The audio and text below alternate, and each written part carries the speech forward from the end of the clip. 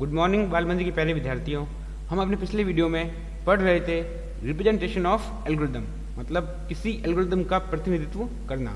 Students, हमने अपने last video में फ्लो चार्ट के बारे में पढ़ा था, जिसमें हमने देखा था कि फ्लो चार्ट किसी भी एल्गोरिदम का डायग्राम के रूप में प्रतिनिधित्व करता है, जो प्रोग्रामर के लिए बहुत हेल्पफुल होता है। लास्ट वीडियो में मैंने आपको बताया था कि एल्गोरिदम का प्रतिनिधित्व दो प्रकार से किया जाता है, एक होता है फ्लो चार्ट, एक होता है सूडो कोड। फ्लो चार्ट के बारे में हमने अपने लास्ट वीडियो में पढ़ लिया था। आज के वीडियो में हम बात करेंगे सूडो कोड के बारे में।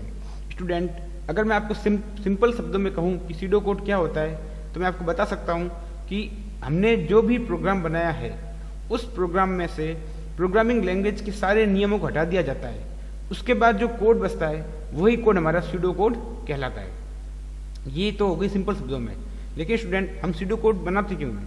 स्टूडेंट, सूडो कोड प्रोग्रामर की हेल्प के लिए बनाया जाता है, जिससे वो जिस भी प्रॉब्लम का प्रोग्राम बना रहा है उसमें उसके लिए कोई स्टेप छूट नहीं जाए, या फिर जो लोग नॉन प्रोग्रामर होते हैं, गैर प्रोग्रामर होते हैं, जिनको प्रोग्रामिंग लैंग्वेज के बारे में कोई नॉलेज नहीं होता है, उनको प्रोग्राम का लॉजिक समझाने के लिए, उनका जो इच्छित आउटपुट है उसको प्राप्त कर रहे हैं, ये चीज़ समझाने के लिए हम उसको सूडो कोड दिखाते हैं। मतलब जिससे सूडो कोड जो होता है, एक तो प्रोग्रामर की हेल्प करता है, दूसरा जो नॉन प्रोग्रामर होते हैं उनके लिए भी उसको समझना आसान होता है। तो स्टूडेंट, बात करते हैं सूडो कोड की। एक सूडो कोड एक एल्गोरिदम का प्रतिनिधित्व करने का एक और तरीका है। मतलब एक और तरीका, मतलब एक तरीका तो हो गया हमारा ये फ्लो चार्ट, और एक तरीका हो गया हमारा सूडो कोड। यह एक गैर औपचारिक भाषा, नॉन फॉर्मल मतलब इनफॉर्मल लैंग्वेज के अंदर, मतलब यह एक गैर औपचारिक भाषा के रूप में जाना जाता है, जो प्रोग्रामर को एल्गोरिदम लिखने में मदद करता है। ठीक है, किसके लिए? प्रोग्रामर को। यह निर्देशों का एक विस्तृत विवरण है जो एक कंप्यूटर को किसी विशेष क्रम में पालन करना चाहिए। मतलब कि ये इसमें जो हम जो भी स्टेप लिखेंगे वो सारे क्या होंगे, एक निश्चित क्रम के अंदर होंगे, और उसी क्रम के अंदर हम कंप्यूटर उन सभी स्टेप्स को प्रोग्राम के रूप में एग्जीक्यूट करेगा। यह मानव पढ़ने के लिए है और इसे सीधे कंप्यूटर द्वारा निष्पादित नहीं किया जा सकता। स्टूडेंट, ये सिर्फ मानव के पढ़ने के लिए होता है, इसको डायरेक्टली हम कंप्यूटर में एग्जीक्यूट नहीं करेंगे। पहले हम इस कोड को प्रोग्राम के रूप में कन्वर्ट करेंगे और उसके बाद में इसको कंप्यूटर में एग्जीक्यूट करेंगे। सूडो कोड लिखने के लिए कोई विशिष्ट मानक मौजूद नहीं है। सूडो शब्द का अर्थ होता है नॉट रियल, मतलब जो वास्तविक नहीं है। इसलिए सूडो कोड का अर्थ हो गया नॉट रियल कोड, मतलब वास्तविक कोड नहीं, मतलब जो ऐसा कोड जो वास्तविक नहीं है। अब स्टूडेंट, वास्तविक कोड नहीं होगा तो उसको हमारा सिस्टम नहीं समझ पाएगा, इसलिए हमको सूडो कोड लिखने के बाद उसको प्रोग्राम के रूप में कन्वर्ट करना होता है। उसके बाद में ही हमारा कोड एग्जीक्यूट होगा। मतलब जो सूडो कोड होता है वो सिंपल शब्द में क्या हो गया, नॉट रियल कोड, मतलब जो ऐसा कोड जो वास्तविक नहीं है।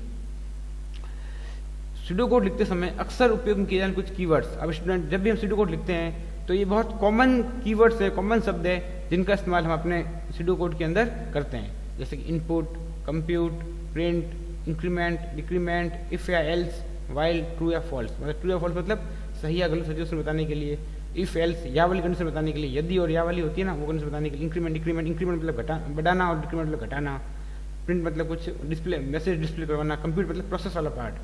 स्टूडेंट, मैंने आपको एल्गोरिथम में तीन चीज़ें बताई थी, एक बताई थी इनपुट, एक प्रोसेस और एक आउटपुट। तो जो प्रोसेस वाला पोर्शन था जिसमें हम चीज़ें कुछ कैलकुलेशन करवा रहे हैं, उसको हम बोलेंगे कंप्यूट वाला पोर्शन। तो स्टूडेंट, अब मैं आपको सूडो कोड के कुछ एग्जांपल बताता हूँ किस प्रकार से हम सूडो कोड बनाते हैं। जैसे स्टूडेंट, ये एक एग्जांपल है कि यूज़र के द्वारा दिए गए दो नंबर्स को जोड़ने के लिए सूडो कोड लिखो।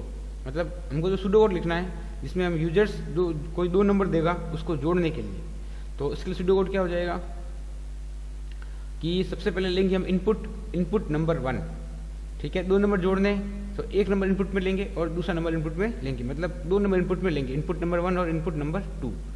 Compute result equal to number 1 plus number 2, मतलब नंबर 1 और नंबर 2 को जोड़ देंगे और रिजल्ट के अंदर आ जाएगा, और कर देंगे प्रिंट रिजल्ट। अब स्टूडेंट, जब मैंने आपको एल्गोरिदम लिखा था तब मैंने आपको बताया था कि एल्गोरिदम के अंदर क्या होता है कि वो भी नेचुरल लैंग्वेज के अंदर ही होता है, लेकिन उसके अंदर हम भाषा लिखते हैं, मतलब कंप्लीट भाषा लिखते हैं। लेकिन सूडो कोड के अंदर हम सिर्फ मेन जो लॉजिक जो तर्क होता है उसको ही लिखते हैं। अब स्टूडेंट, मैंने लास्ट वीडियो में आपको फ्लो चार्ट भी बताए थे।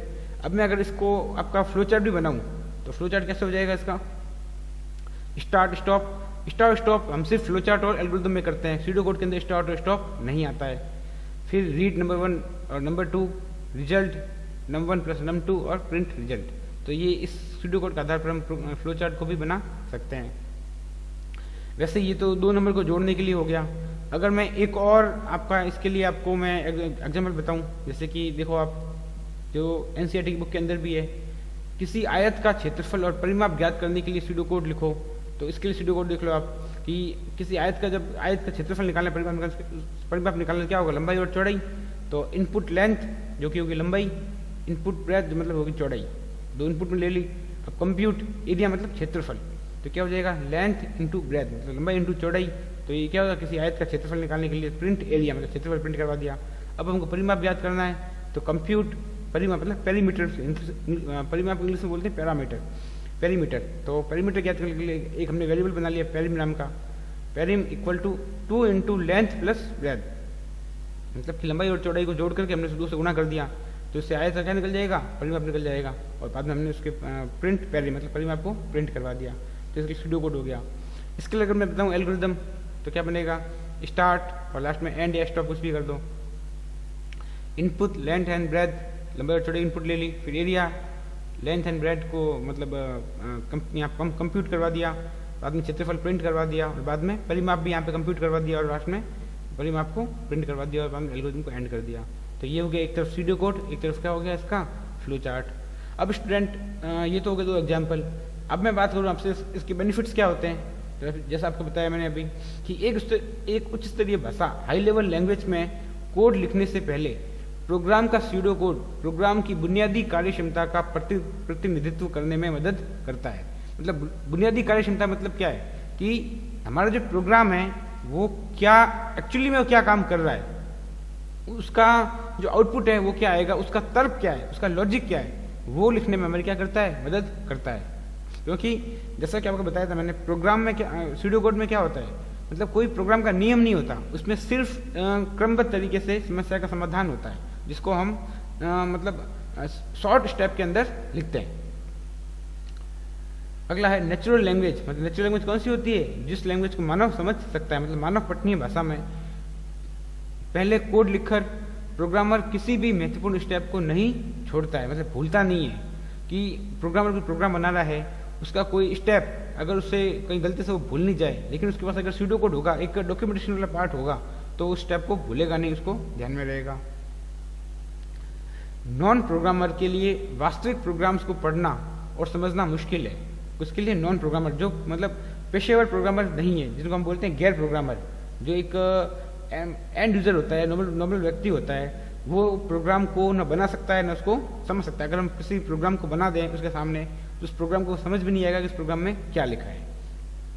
तो नॉन प्रोग्रामर जो होते हैं उनके लिए प्रोग्राम को समझना और पढ़ना बहुत मुश्किल होता है, लेकिन सूडो कोड उन्हें चरणों की समीक्षा करने में मदद करता है। मतलब अगर हमने प्रोग्राम में जितने भी स्टेप्स फॉलो किए हैं, उन स्टेप्स को अगर हम सिंपल किसी लैंग्वेज के अंदर लिख देते हैं, तो उन सभी स्टेप्स को कोई भी एक नॉन पेशेवर व्यक्ति, नॉन प्रोग्रामर व्यक्ति उसको आसानी से पढ़ सकता है, उसको समझ भी सकता है।